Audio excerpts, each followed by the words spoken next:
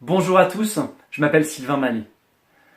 Est-ce qu'il vous est déjà arrivé de vouloir absolument quelque chose et de mettre en place des stratégies pour l'obtenir? Eh bien, je vais vous partager deux attitudes que vous avez peut-être déjà mis en place ou d'autres personnes ont mis en place, et ces attitudes ne permettent pas d'obtenir justement ce qu'on veut et peuvent même détruire petit à petit une relation.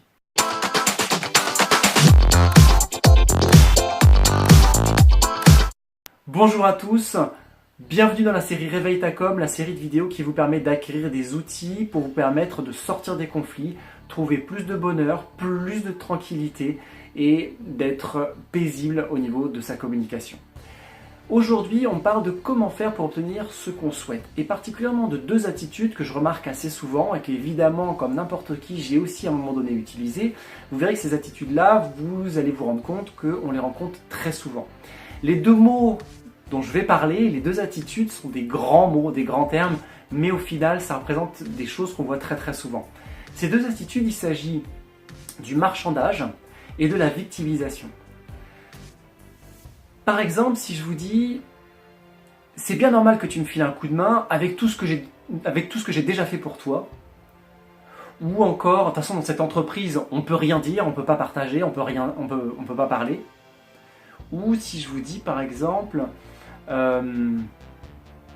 si tu me fais un bisou, à ce moment-là, je ne dirai pas ce qui s'est passé. Dans ces trois situations, on a pour les deux premières une situation de victime, pour la dernière une situation de marchandage. Ce sont des situations diverses dans lesquelles je vais faire appel à une forme de stratégie pour pouvoir obtenir quelque chose que je veux.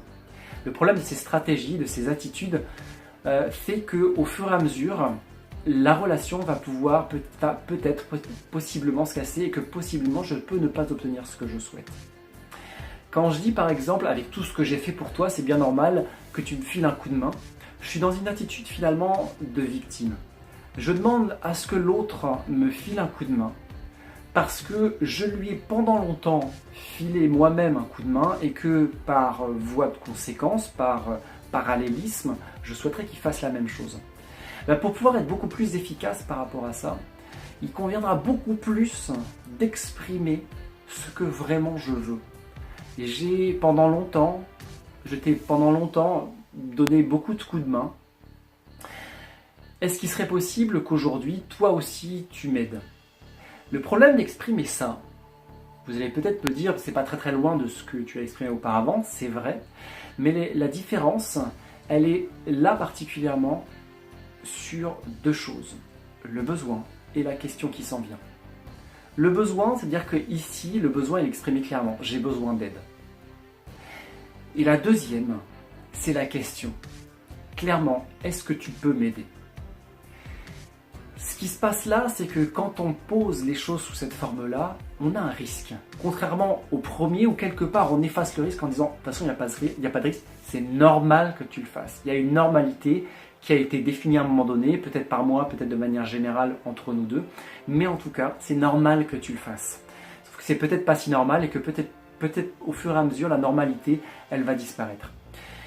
Quand je vous propose d'exprimer votre besoin et d'exprimer une question juste après, c'est tout simplement beaucoup plus simple, mais ça provoque des risques. Parce que poser une question, vous avez le risque que la personne en face vous dise oui, mais aussi vous dise non potentiellement.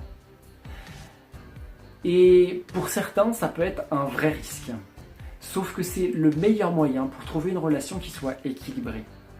Si vous ne posez pas la question, vous avez le risque qu'un jour, la personne ayant accumulé finalement toutes ces questions implicites finisse par dire « je t'ai toujours dit oui ». Et là, j'en ai marre. C'est non définitif. C'est non non seulement sur ta demande, mais c'est non aussi sur tout le reste. Ça a tellement tendu la relation de tous ces implicites qu'au final, la relation, elle explose. Donc, insistez sur votre besoin, de quoi j'ai besoin, et prenez le risque de poser la question. Même si c'est pas facile, je peux l'entendre bien sûr. La deuxième chose, c'est le marchandage. Si tu me fais un bisou, à ce moment-là, je dirai rien. On peut imaginer cette situation, par exemple, entre un parent et son enfant, par rapport, par exemple, à un autre parent. Je ne dirai rien à l'autre parent si tu me fais un bisou. Le problème de cette situation-là, c'est que pour l'enfant en l'occurrence, et ça marche de la même manière pour un adulte, c'est que la demande n'est pas claire là. Qu'est-ce qui se passe si du coup l'enfant ou la personne en face réitère le problème? Est-ce qu'elle doit faire de la même manière un bisou? Est-ce que du coup, juste en faisant un bisou, on efface tout ce qui se passe? Clairement, justement, c'est pas clair.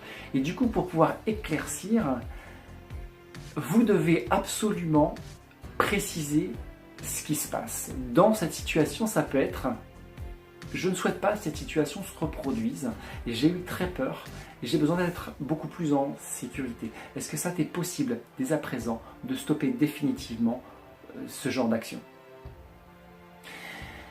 Alors c'est vrai que c'est encore une fois beaucoup plus long, mais ça va porter à beaucoup plus de liens par la suite et ça va porter à une relation, c'est-à-dire que l'autre personne va pouvoir répondre par rapport à ça.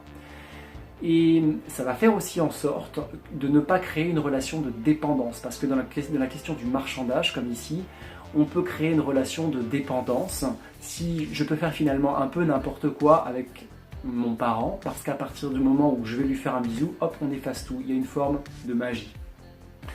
Donc évitez cette relation de marchandage.